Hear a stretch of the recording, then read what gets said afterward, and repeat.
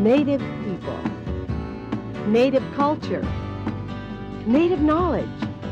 Hi, I'm Jeannie Green, bringing you award-winning Heartbeat Alaska. Bringing you national and international Native news, this is award-winning Heartbeat Alaska, the premier Native voice in Native programming. There's a heartbeat, louder than thunder, revolution is in the air. There's a heartbeat deep inside our mother. Are you too cool to care? Now, with Heartbeat Alaska, here's Jeannie Green. This is soup. This is the biggest pot of soup I've ever made in my entire life, and yes, I made it with. Hi, I'm Jeannie Green, and welcome to Heartbeat Alaska. We're in the downtown soup kitchen right here in the middle of Anchorage, Alaska. It's a mission that serves a wonderful purpose. 90% of the people that come here for good soup are Alaska Native. Let's go meet some of them right now. On today's program later on, we'll be traveling to Galena, Alaska for the Yukon Watershed gathering. Don't go away. It's a great show. Look at this, John. There's moose in here. There's hamburger in here. There's noodles. There's tons of vegetables. There's potatoes. In other words, it's good Eskimo soup. We even eat our own soup. Revolution is in the air. There's a heartbeat deep inside our mother. Are you too cool? Heartbeat Alaska is brought to you in part by the American Seafoods Company.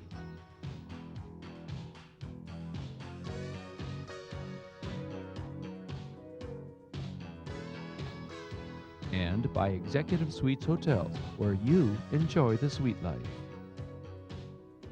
Oh, yes, Lord. Lord, I love to sing your praises. I'm so glad you're in my life. This is a separate ministry. And the most wonderful thing about this ministry is that every single day from, what is it, from something through May? From first week in September to the last week in May. From the first week in September to the last week in May, a group of people that volunteer their services feed others every single day. Isn't that wonderful?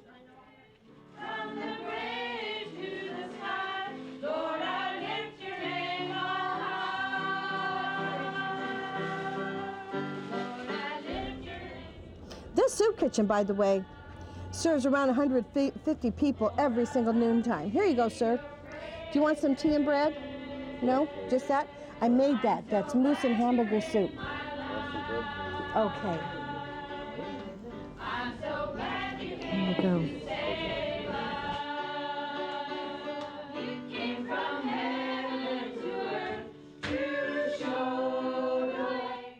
There's a We're going to have a picnic on April. May May 28th. May the 28th, and anybody's invited. It's started out to be a go-away picnic for somebody, but it ended up being a picnic for everybody. That's so right. Every year. Every year, and we have barbecues. It's different. We don't have soup that day. We have barbecue. We have all the potato salad and potato chips, hot dogs, the whole works. Don't go away! We'll be right back!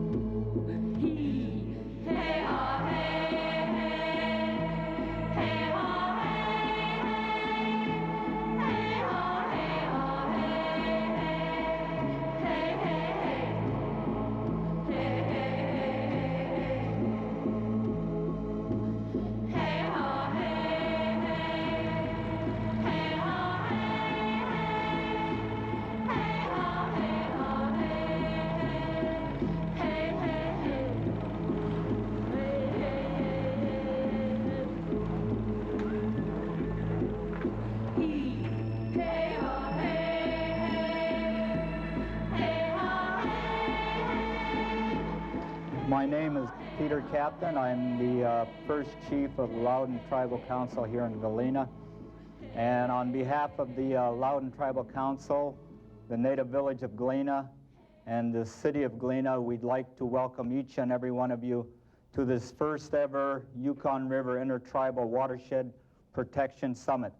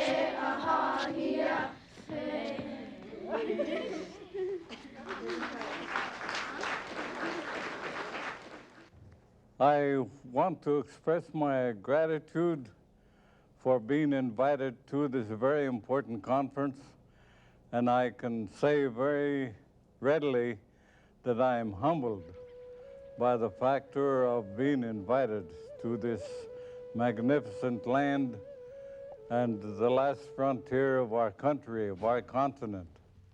I'm talking about, in my country, 100 years of pollution, 100 years of mining operations, 100 years of pouring the sediment into the river. And that sediment has flowed down the Coeur d'Alene River and into our lake. This situation should not have happened, and I abhor the idea that it might happen on the Yukon. You have to remember that the watershed of the Yukon begins in Canada and eventually comes through Alaska and ends up into the Pacific Ocean. It's a long river, it's a big river, and if the fish are destroyed, so will the people be destroyed. What will happen to the fish if the fish are poisoned and die? What will happen to them, and what will happen to you and your children?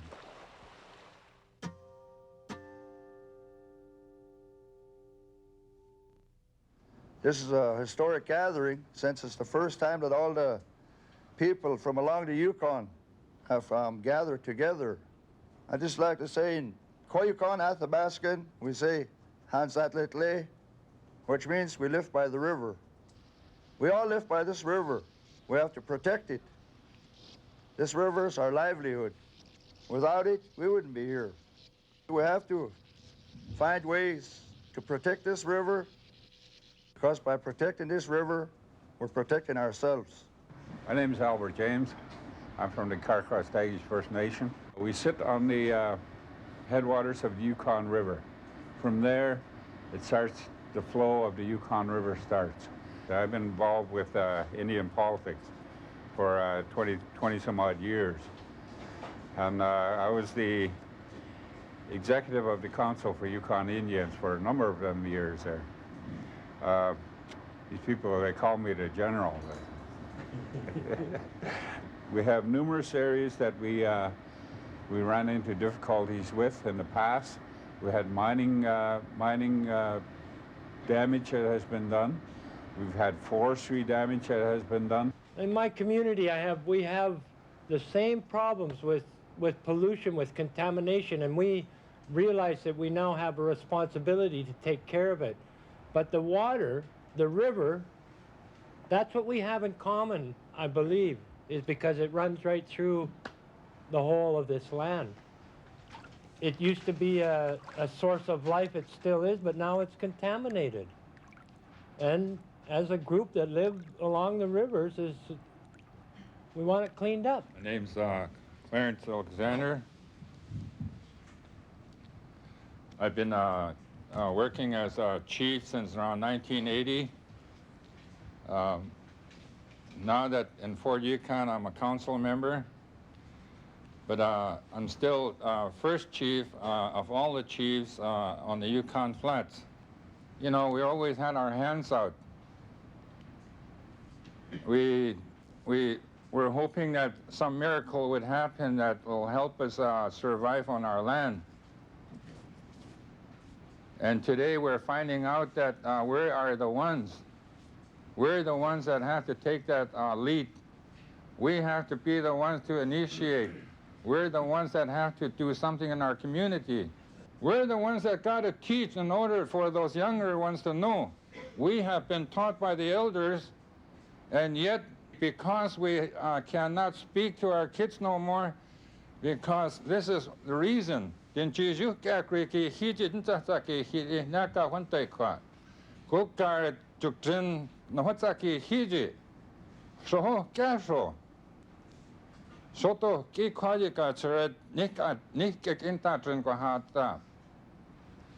quit doing stuff. We quit talking. We quit talking to our kids. That's where the problem is. So that's why we need, among ourselves, we need to start talking to each other. You know, this is the first time ever that the native people along the river has ever come together like this to express our concerns for the Yukon River and the future of the Yukon River. So I'm just glad to be here. Good day. My name is Randy Mayo, Stevens Village. First Chief, Stevens Village Council. You know, right now up in our neighborhood, we have a major oil pipeline and road running through our traditional lands there. Because of that oil in the pipeline, we lost 80% of our lands. The little lands we have left, you know, is state chartered, for-profit corporation land. You know, I fish along the river all summer, subsistence fish. So, you know, I have a very important stake in this river we all live on. Air Force, military, and different governments have left a lot of big messes throughout our territories that's affecting us. You know, a lot of cancer-related illnesses and deaths, pollution, industries from the south and from Europe. You know, the warm air rises and all the contaminants go up and get carried by the winds, and it hits the North Pole, northern cold air, and it falls out right on top of us. I just didn't wake up one day and say I'm going to do this. You know, I grew up around it, the stance that the previous chiefs and tribal councils, what they set in place for us for today. You know, I think about that a lot. You know, what if they just sat back, you know, and let all this happen, and we wouldn't have nothing at all, nothing to live off of. We all have a common bond on the Yukon, and that's our fish and the game. All our tribes thrive on it. We rely on it. Our ancestors relied on it, and it's up to us now to find out and protect it for our children, their children, and many generations to come. I'm really happy to see our buddies from up at Canada. I'm glad to meet you guys. And I'm glad you guys are doing something about your problems. Whatever happens up there happens down below at the end of the Yukon. I live on the Yukon Delta. We're the last village on the last fork of the Yukon River. And the land we lived on, it's floating land. It's land that, as that river comes down, it deposits soil at the mouth and it builds up, things start growing on it. And that's what we live on. It's whatever's come down the Yukon for the last million years or however long. We've all been wondering about why a lot of people have stomach cancer and colon cancer, that kind, from food you eat. And now I'm hearing about all this mining activity upriver and things that may be coming down. So I think we may be in the position of getting it from both ends now. No fish from the ocean and pollution from upriver.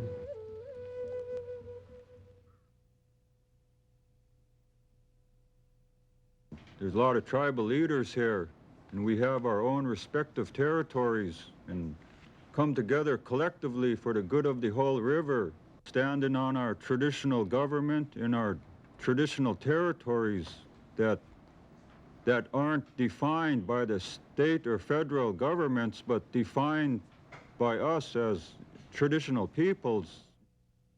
We have to, regardless of that man-made line there, stand on, you know, the 40,000, 50,000 or more years before these entities were even created. Summits are held all over the world. You know, I heard on the news where President Clinton is attending some kind of summit where the leaders of the world get together and come away with some kind of document or consensus on how they are going to deal with each other on issues. Now, this is a summit. Each tribal leader here has the same inherent rights and powers as President Clinton's. We have to remember that we're nations also, and we should act as such. We have self-governing power. Each one of us are elected officials from our prospective homes. We have the power to form this commission. To me, it's my land, all of us, native to Alaska. It's our right to keep it clean. We have to think about our neighbors down the river and over the border. It wasn't us that created the border. That border is just a recent development that we're not going by. You know, our great-great-grandfathers didn't know this land as Alaska or Canada. There are so many issues that the boundary just deletes because we have the same concerns. We have the same issues as a people. And I think if we join together, there is unity in numbers, and we can make a difference. That's the only thing that federal government, state government, those big entities will understand. If we go out there as one voice alone, they wouldn't listen to you. But if we go out there together as one voice, they'd listen to you.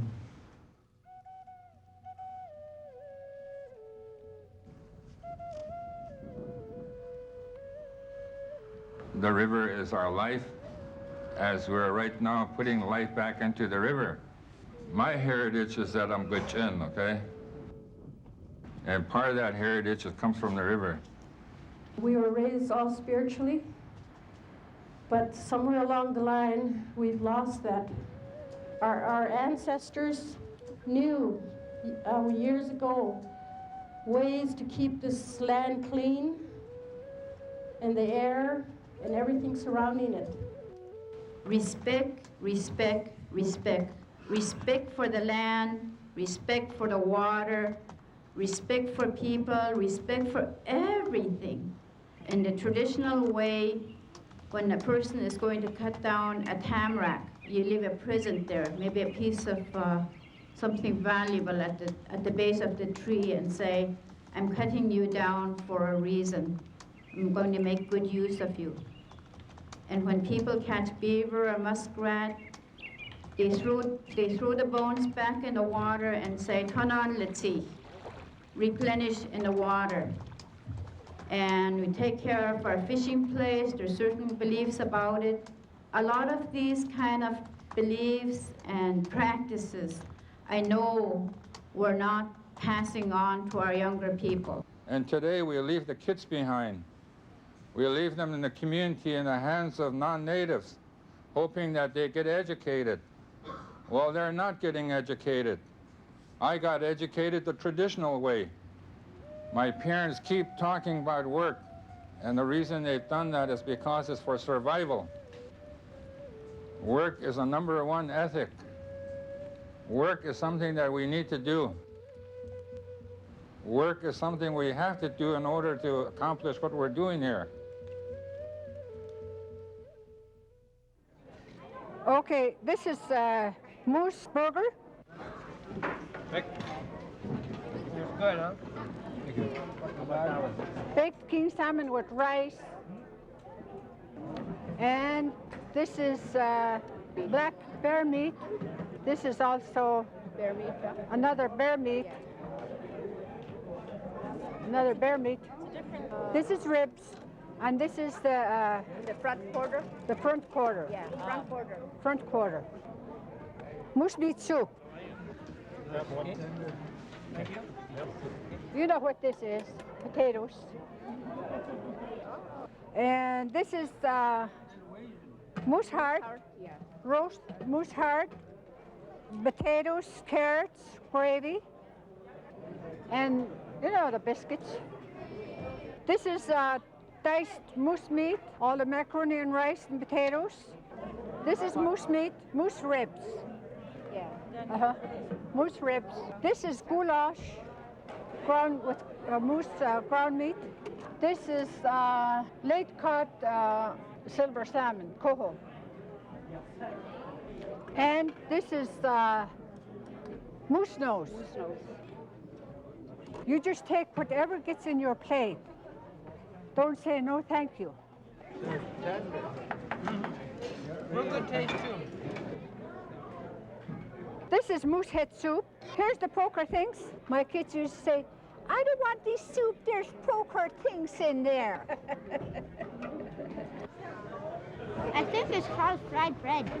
This is what they call pan bread. Thank you.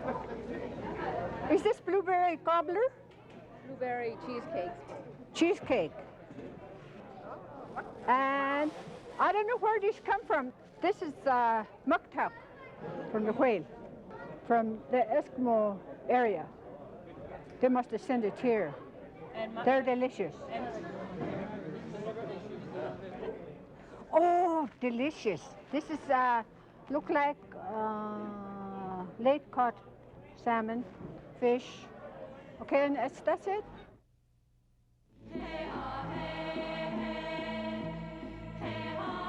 When I eat caribou, when my father shoot caribou, it's really rich. But today, when we shoot caribou, it is not in good health. We see it. Since 1969, 70, king salmon started coming back with huge pus pockets, open sores, one eye, massive deformities. I've seen fish with growths on them, fist size. I've seen moose with growths on them, fist size.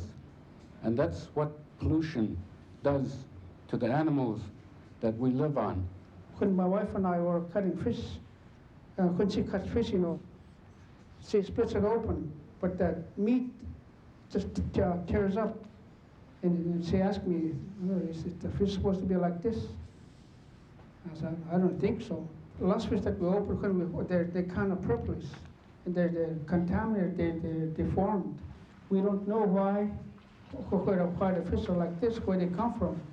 Did they come from the ocean or from the Yukon River? When my husband and I drift nets and use our fish wheel and catch kings or chum, there's pus sacs in them. And some fish are just the meat, but they have lots of little white dots all over, just like measles or something, all through the meat. I've seen that when I've cut in fish. And also in the moose meat, I've seen where they had big cysts on the liver. And I've always wondered where that came from. And seen cysts throughout the meat. Some are big, they're like little rubber cysts maybe, but I've seen that in little tiny ones, maybe a little bigger than a pinpoint. How does that get there? What's happening to our animals? Is that all due to the pollution that's going on, the contaminants? A strange thing I noticed this fall when my husband and I were out moose hunting. There was a mother duck with just little tiny babies, looked like they were just born, and this was fall time, September, when they're supposed to be getting ready to go back south. And we know darn well that mother and that baby, or those babies, aren't gonna make it. They're gonna die up here. Why is this happening? We need studies on all this.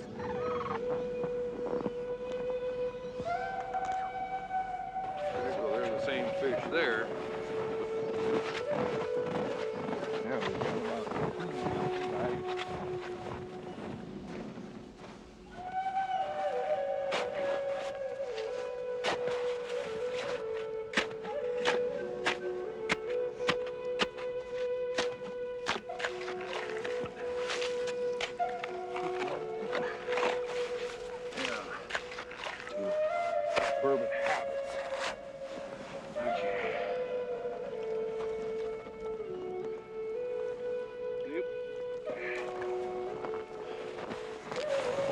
they missed the bird, but wasn't home there.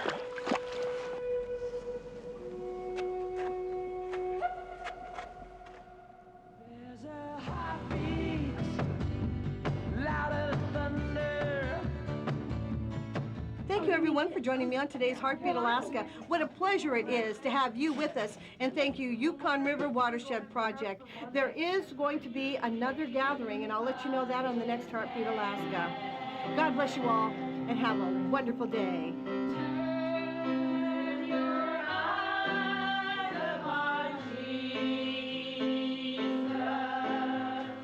With our soup, we have French bread, and we have pastries, muffins, and our soup and cakes. Our soup is fixed fresh every day. Our soup is fixed fresh every day. We make anywhere from 18 gallons to 36 gallons of soup We a need day. some more soup. Okay, depending on. Oh, this is mine. No, that's not yours. Yours is over there. This is fresh for them. It's all made fresh. We don't carry it over from day to day. We make it fresh every morning. It's made with good fresh vegetables. So it's real hearty and it's real healthy. We're looking for meat donations. Looking for meat donations. And we milk always need financial. Yes, financial aid. Aid. Always need that.